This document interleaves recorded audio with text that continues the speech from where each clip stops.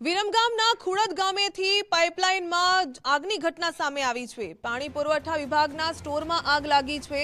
ખુડદ ગામ પાસે પાણી પુરવઠા વિભાગના સ્ટોરમાં આગ લાગી હતી, જે સમગ્ર મામલો સામે આવ્યો છે। જો તેની વાત કરીએ તો સ્ટોરમાં ખુલ્લામાં પડેલા પીવીસી પાઇપલાઇનના જથ્થામાં આગ લાગી હતી। પીવીસી પાઇપલાઇનના જથ્થાને નુકસાન થયાની પ્રાથમિક માહિતી મળી રહી છે।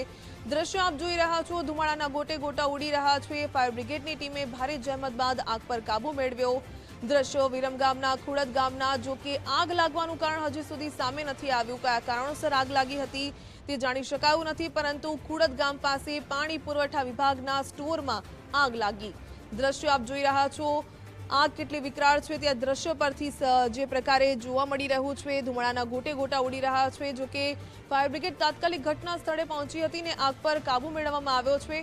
વધુ વિગત મેળવીએ સંવાદદાતા મહેશ પાસેથી।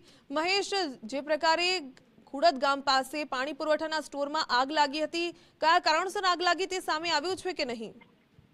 જે ચોક્કસી વાત કરવામાં આવે તો વિરમગામ તાલુકાનું ખુડદ ગામ છે, ત્યાં આગળ પાણી પુરવઠાની જે પ્લાસ્ટિકની પાઇપલાઇન હતી તેની અંદર આગ લાગી હતી। આગ લાગવાનું કારણ તો હજી સુધી ચોક્કસપણે જાણવા મળ્યું નથી, પણ વિરમગામની ફાયર ટીમ છે જે તે ઘટના સ્થળે પહોંચી ગઈ હતી અને સરકારી અધિકારીઓ પણ ત્યાં આગળ પહોંચીને આગળની તપાસ કરી રહ્યા છે કે આગ શેના કારણે લાગેલી હતી, જેના કારણે લાખો રૂપિયાનું નુકસાન પણ થયું છે હાલ। જી મહેશ, ધન્યવાદ જાણકારી બદલ।